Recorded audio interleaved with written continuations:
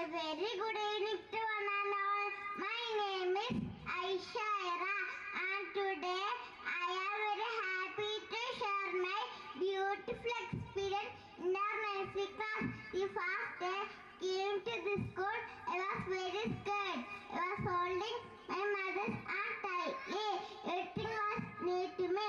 No classroom, no teachers, no friends and no toys. I was even crying a little, but a loving teacher welcomed me with a sweet smile and hugged me. That day I felt the school is my second home. In Nursery, I learned many wonderful things.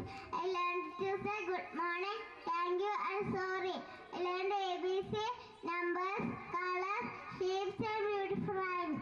Our teachers told us lovely story and taught us good habits like sharing, caring and helping others.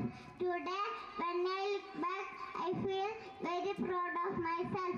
I thank my dear teachers for their love, patience and care. I thank my dear parents for sending me to such a wonderful school. I thank my dear friends for making Nursery days so colorful and joyful. My Nursery days will remain in my heart forever. Thank you everyone.